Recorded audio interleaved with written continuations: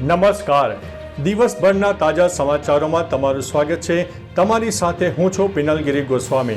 સમાચારો વિસ્તારથી જાણીએ એ પહેલા મહત્વના સમાચારો ઉપર એક નજર।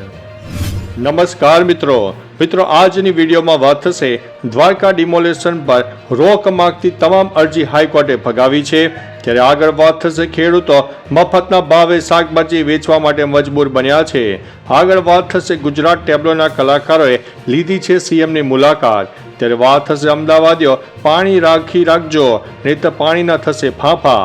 આગળ વાત થશે રોડ અને પાણીમાં ચાલતી કારે જમાવ્યું છે આકર્ષણ। આગળ વાત થશે અમદાવાદીઓને અમદાવાદ મ્યુનિસિપલ કોર્પોરેશન ઘર દીઠ 2 કાપડની થેલી આપશે। ત્યારે વાત થશે ધીરેન્દ્ર શાસ્ત્રીની જેટલી ઉંમર છે તેનાથી વધુ મારી તપસ્યા છે। આગળ વાત થશે અભિષેક અને ઐશ્વર્યાની 13 વર્ષની દીકરી હાઈકોર્ટ પહોંચી છે। આગળ વાત થશે તીર્થ ક્ષેત્રમાં રોડ રસ્તાના કામ માટે સીએમએ મંજૂર કર્યા છે 52 કરોડ રૂપિયા। ત્યારે આગળ વાત થશે ગુજરાતમાં ફરીથી માવઠાના એંધાણ દેખાઈ રહ્યા છે। ત્યારે વાત થશે અંબાજીમાં ડિમોલેશન બાદ પિતાનું દર્દ છલકાયું છે। આગળ વાત થશે અમેરિકાએ 30 દિવસનો સમય આપ્યો છે। હવે મિત્રો સમાચારો વિસ્તારથી। અમેરિકાના રાષ્ટ્રપતિ ડોનાલ્ડ ટ્રમ્પે મેક્સિકો અને કેનેડાને 25% ટેરિફ લાદવા માટે 30 દિવસની મુલતવી આપી છે। કેનેડાના કાર્યકારી પીએમ જસ્ટિન ટ્રુડો સાથે ફોન પર વાતચીત બાદ ટ્રમ્પે આ નિર્ણય લીધો છે। કેનેડા સરહદ સુરક્ષા વધારવા માટે સંમત થયું છે। અમેરિકા 30 દિવસ સુધી કેનેડાના વલણનું પાલન કરશે।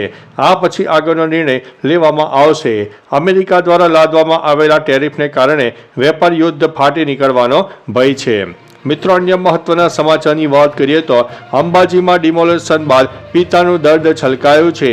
અંબાજી શક્તિપીઠમાં 1200 કરોડના શક્તિ કોરિડોર પ્રોજેક્ટ અંતર્ગત ગબ્બર માર્ગ પર આવેલા રબારીવાસના 89 મકાન 29 જાન્યુઆરીની રાત્રે વહીવટી તંત્ર દ્વારા તોડી પાડવામાં આવ્યા હતા। ડિમોલેશન બાદ એક પિતાનું દર્દ છલકાયું છે। પિતાએ જણાવ્યું હતું કે બાળકો કહે છે કે પપ્પા ઘરે જાવ છે, અમે એને કયા ઘરે લઈ જઈએ? ઘર માટે અમે લોન લીધી હતી, હવે તો બસ હપ્તા જ ભરવાના રહ્યા છે આખી જિંદગી। મિત્રો, અન્ય મહત્વના સમાચારની વાત કરીએ તો ગુજરાતમાં ફરી માવઠાના એંધાણ। ગુજરાતવાસીઓએ જાન્યુઆરી મહિનો ઠંડી અને ગરમીનો અનુભવ કર્યો, ત્યારબાદ હવે ફેબ્રુઆરી માસમાં પણ ગુજરાતવાસીઓને ગરમીનું પ્રમાણ વધુ અનુભવાઈ શકે છે। તે સાથે સૌરાષ્ટ્રના કેટલાક ભાગોમાં છૂટાછવાયા હળવા વરસાદને કારણે માવઠાની પણ સંભાવના વ્યક્ત કરવામાં આવી છે।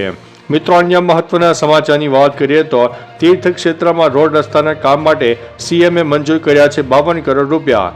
મુખ્યમંત્રી ભૂપેન્દ્રભાઈ પટેલે સુપ્રસિદ્ધ જૈન તીર્થ પાલીતાણાને જોડતા 800 મીટર લંબાઈના માર્ગોના નવીનીકરણ તથા પુલોના નવા કામ માટે રૂપિયા 51.57 કરોડ મંજૂર કર્યા છે।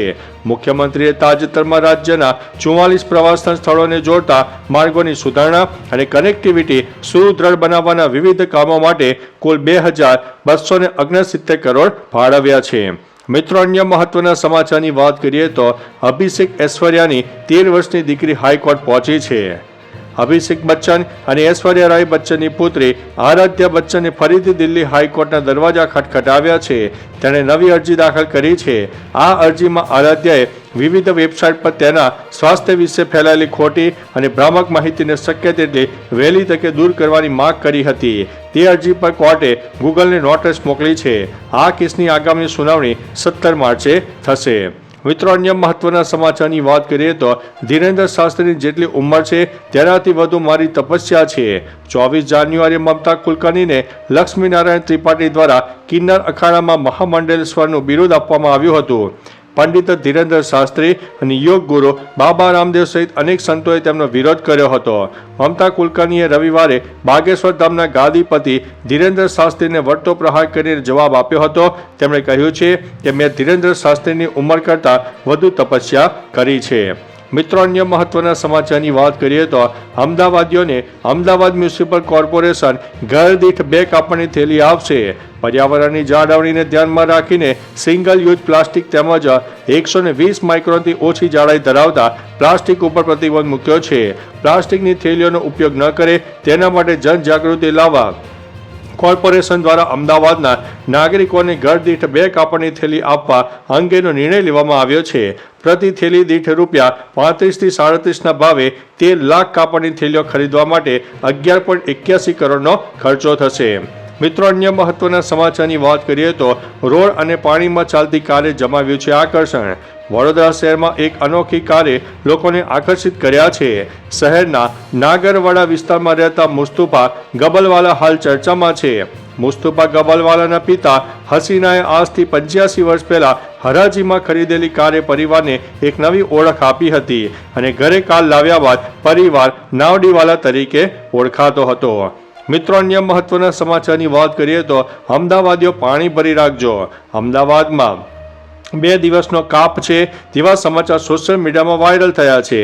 જેમાં કોતરપુર વોટર વર્ક્સમાં પાઇપલાઇનનું લીકેજ રિપેરિંગ કામ ચાલુ થશે, જેની અસર ચાંદખેડા, રાણીપ અને હાંસોલ વિસ્તારમાં થશે, જેથી જે તે વિસ્તારના લોકોએ પહેલેથી જ પાણીનો સંગ્રહ કરી રાખવા અપીલ કરવામાં આવી હતી. મિત્રો, અન્ય મહત્વના સમાચારની વાત કરીએ તો ગુજરાતના ટેબ્લોના કલાકારોએ લીધી છે સીએમની મુલાકાત. 76મા પ્રજાસત્તાક પર્વની રાષ્ટ્રીય પરેડમાં વિજેતા થયેલ ગુજરાત ટેબ્લોના કલાકારની ટીમે ગાંધીનગર ખાતે મુખ્યમંત્રી ભૂપેન્દ્રભાઈ પટેલની મુલાકાત લીધી હતી. મુખ્યમંત્રીએ વિવિધ રાજ્યોના સાંસ્કૃતિક કાર્યક્રમની કૃતિઓની સ્પર્ધામાં ગુજરાતના ટેબ્લોને 3જું સ્થાન મેળવવા બદલ કલાકારોને અભિનંદન પાઠવ્યા છે. મિત્રો, અન્ય મહત્વના સમાચારની વાત કરીએ તો ખેડૂતો મફતના ભાવે શાકભાજી વેચવા માટે મજબૂર બન્યા છે. શાકભાજીના ભાવ ગગડતા કચ્છના ખેડૂતોની હાલત કફોડી બની છે. ખેડૂતોને શાકભાજીના ભાવ નહીં મળતા ખેડૂતોને રાતા પાણી રડવાનો વારો આવ્યો છે. પરિણામે ખેડૂતો મફતના ભાવે શાકભાજી વેચવા માટે મજબૂર બન્યા છે. એક બાજુ ખેડૂતોને મોટા ખર્ચા થઈ રહ્યા છે અને વળતર રૂપે કાંઈ હાથ લાગતું નથી અને ખર્ચો પણ માથે પડે છે. મિત્રો, અન્ય મહત્વના સમાચારની વાત કરીએ તો દ્વારકા ડિમોલેશન પર રોક માંગતી તમામ અરજી હાઈકોર્ટે ફગાવી છે. બેટ દ્વારકા ડિમોલેશન મામલે કોર્ટ દ્વારા મહત્વનો નિર્ણય લેવામાં આવ્યો છે. વકફ બોર્ડ દ્વારા ડિમોલેશન પર રોક માંગતી તમામ અરજી કોર્ટે ફગાવી દીધી છે.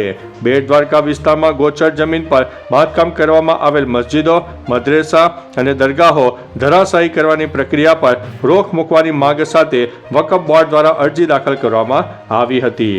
તો ચાલો મિત્રો, ફરીથી દેશ અને દુનિયાના સુપરફાસ્ટ સમાચાર લઈને મળતા રહીશું. ત્યાં સુધી અમને રજા આપશો.